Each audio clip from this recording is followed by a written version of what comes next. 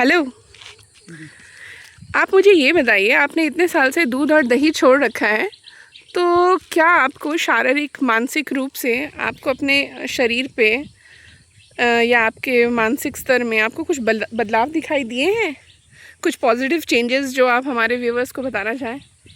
देखिए अंकिता जी, आपका क्वेश्चन ही गलत है। आपने बोला छोड़ रखा है, असल में वो मेरा था ही नहीं, मैंने पकड़ रखा था। आप ये बोल सकते हैं ना कि आपने इतने दिन तक पकड़ रखा था। क्योंकि क्या है कि इंसान ये चीज़ को समझ नहीं सकता है कि गाय के बच्चे के लिए गाय का दूध आया था, मिल्किज, उस मतलब क्या बता रहे हैं ना कि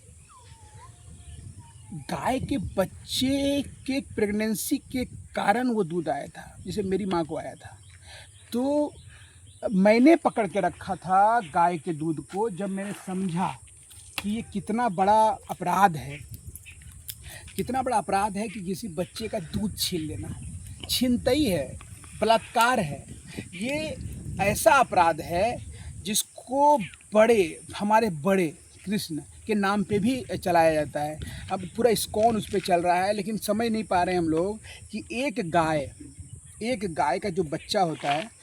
अब तो मैंने एक आगे की वीडियो में बताया था ना कि आप नर बच्चा खोज के निकाल नहीं पाइएगा। नर बच्चे चाहे भैंस के चाहे गाय के कहाँ चले जाते हैं, उनका आपको अता पता भी नहीं मिलेगा, हड्डी गुड्डी भी नहीं मिलेगा। तो वो कहाँ चला जाता है, वो दूध के कारण ही होता है। आप जब समझेंगे तो देखेंगे कि गाय का पालन अनिल अंबानी भी नहीं कर पाएगा सही से। गाय का पालन कैसे नहीं कर पाएगा उसको मैं समझाता हूँ। हम जो बोलते हैं ना कि गौ को हम पालते हैं, अरे जब माँ बोलते हैं फिर उसको पालते हैं कि वो आपको पालती है। आप समझिए कि गाय आप जब इसको आप गूगल भी करके देख लीजिएगा अंकिता जी।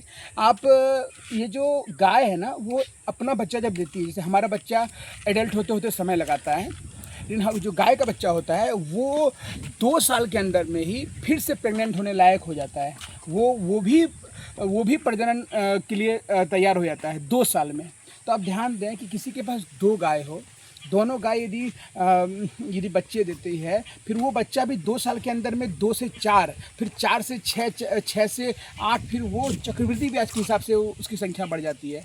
यदि उसको वो जो गाय पालन वाला है वो फिर उसको आंख बंद करके नहीं बेचे तो वो संभव ही नहीं है कि वो रख पाए, क्योंकि वो बढ़ती जाती है ना, बढ़ते क्रम में। हाँ, कुछ मरेंगी भी, लेकिन वो बढ़ती जाती हैं। तो वो जो बढ़ता हुआ फ्लो है, उसको हम लोग आंख बंद करके बोलते हैं कि मैंने उसे दे नहीं दिया, वो जा रहा है वही बांग्लादेश।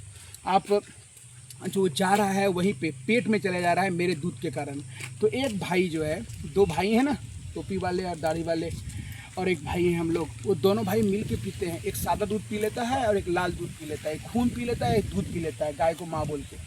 ये क्या है ना कि उसके साथ में अब बोलेंगे नहीं आप दूध के ऊपर में पड़ गए हैं। देखिए, दूध के ऊपर में पढ़ने का बात क्या है ना कि हम जो चीज़ समझते नहीं हैं, अंधेरे में हमको समझ में नहीं आता है, हम गिरते पड़ते रहते हैं। जितना भी रोग है, आप मेरे बात को नोट कर लीजिएगा, जितना भी एक्यूट डिजीज़ है, चाहे वो कोई भी तरह का बीमारी हो, आप मिल्क एंड मिल्क प्रोडक्ट छोड़ के देखें। आप वीगन डाइट जो होता है उसको लेके देखें। आप इस चीज़ को आप कम से कम 15 दिन के लिए करके देखेंगे तो आपको समझ में आ जाएगा कि सब उसमें अंतर पड़ेगा। लेकिन क्या है ना कि एथिकल रूप से इसको समझना पड़ेगा कि ये दर्द का क्षेत्र है। ये हम दर्द किसी को दे रहे हैं तो दर्द तो हमको मिलेगा ही ना।